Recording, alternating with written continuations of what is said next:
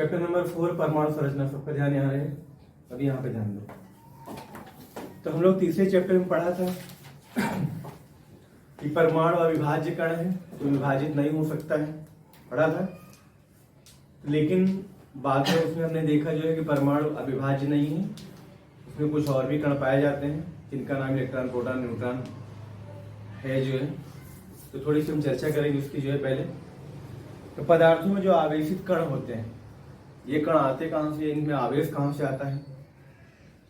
तो पदार्थ के अंदर ही जो है, जो अविभाज्य कण पढ़ा था उसके अंदर आवेश जो होता है, कुछ कण जो होते हैं वही कण आवेशित होते हैं। जब हम किसी पदार्थ को आपस में रब करते हैं, रगड़ते हैं, तब उस पर चार्ज हो जाता है, वही कण जो होता है चार्ज हो जाता है। और वही हम देखे हैं जो है कि सूखे बालों में कंघी करो या एबोनाइट की छड़ को रगड़ो जो है सिल्क पदार्थों से जो है, तो उसमें आवेशित हो जाता है। तो इन आवेशित कणों के बाद जो है इलेक्ट्रॉन प्रोटॉन की कुछ वैज्ञानिकों ने अपना संरचना बताया इलेक्ट्रॉन प्रोटॉन के बारे में। तो सबसे पहले कौन आया? टॉमसन। टॉमसन ने क्या कहा कि इलेक्ट्रॉन परमाणु जो होता है खरबूजे की तरह है,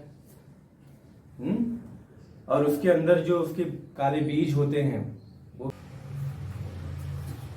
और ये बाद में जो है इनका मॉडल जो है, और प्रोटॉन की संख्या और इलेक्ट्रॉन की संख्या दोनों की आवेश बराबर होता है, लेकिन उनमें धन आवेश और प्रोटॉन पे धन आवेश होता है और इलेक्ट्रॉन पर ऋण आवेश होता है। तो ये दोनों मिक्स होते हैं जो है तो न्यूट्रल हो जाता है, यानी दोनों का कोई चार्ज, यानी परमाणु उदासीन होता है। जितना पॉजिटिव चार्ज था उतना निगेटिव हो गया, तो दोनों मिलकर जीरो हो गया, अर्थात न्यूट्रल हो गया, तो परमाणु उदासीन हो गया। इसके बाद जो है टॉमसन आए। तो टॉमसन का जो मुख्य बातें थी उसमें पहली बात क्या थी कि परमाणु धनावेशित गोले का बना होता है। इसका धनावेशित गोले का बना होता है और इलेक्ट्रॉन उसमें धंसे रहते हैं, इलेक्ट्रॉन। दूसरी बात, ऋणात्मक और धनात्मक आवेश समान मान के होते हैं, इसीलिए परमाणु उदासीन होता है। परमाणु कैसा होता है? उदासीन। तो इसमें व्याख्या पूरी तरह से नहीं मिल पाई। फिर रुदरफोर्ड ने अपना एक प्रयोग किया, वैज्ञानिक रुदरफोर्ड। तो उन्होंने क्या प्रयोग किया जो है कि सोने की पतली पन्नी लिया, उस पन्नी की मोटाई जो है लगभग कितने कण थे? 1000 कण, 1000 परमाणु मोटी जैसी सोने की पतली पन्नी लिया और उस पर अल्फा कणों की बौछार कराया। अल्फा कणों की बौछार, मान लो पन्नी के ऊपर ही है, पन्नी है ये,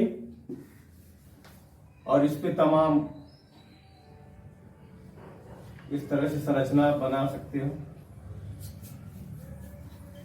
ज्यादातर पार हो गए थे, निकल गए थे, ज्यादातर क्या हो गए? आर पार चले गए थे।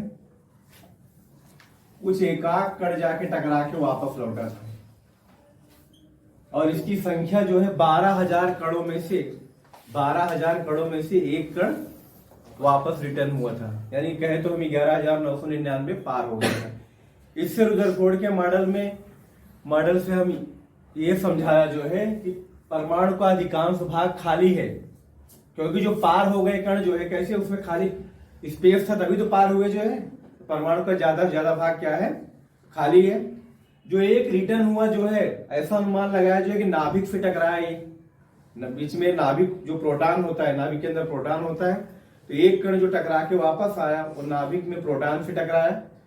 और क्योंकि प्रोटॉन का, नाभिक का पूरा जो द्रव्यमान होता है, पूरे परमाणु का द्रव्यमान जो होता है ज्यादातर नाभिक में ही है, क्योंकि इलेक्ट्रॉन का द्रव्यमान नगण्य माना जाता है, तो वहां से टकराया एक रिटर्न हुआ जो है। और ये बहुत ही आश्चर्यजनक घटना थी जो है कि जैसे जितने भी अल्फा कणों की बौछार कराया गया, 12,000 में से केवल एक कण वापस रिटर्न हुआ, बाकी सब आर पार निकल गए। परमाणु का पूरा भाग क्या होता है? ज्यादा से ज्यादा भाग क्या है? खोखला या खाली है जो है। और नाभिक के अंदर उसका संपूर्ण द्रव्यमान होता है, जो प्रोटॉन है, वहां पॉजिटिव चार्ज होता है और वहां से वो टकराया जो है। तो इनका निष्कर्ष जो था, इसका रुदरफोर्ड का निष्कर्ष, पहला, नाभिक परमाणु का केंद्र धनावेशित होता है जिसे नाभिक कहा जाता है। एक परमाणु का लगभग संपूर्ण द्रव्यमान कहाँ होता है? नाभिक में होता है।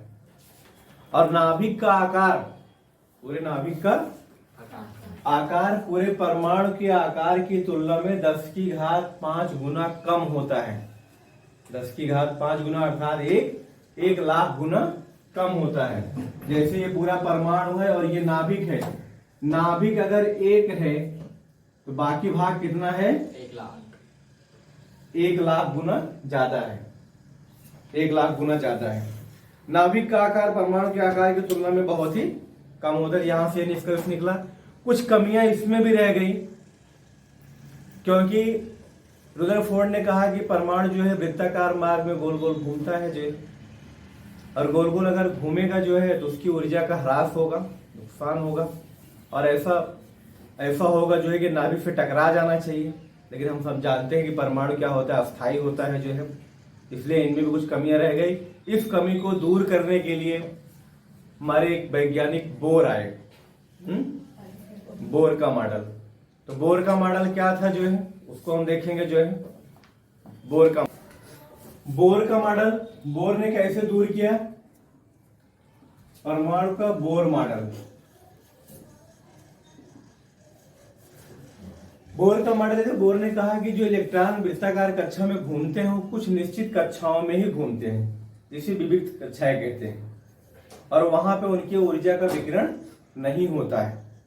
और इन्होंने इसका 4 शेल दिया जो है, 4 कक्षाएं मुख्य रूप से दिया है, जैसे K, L, M और N।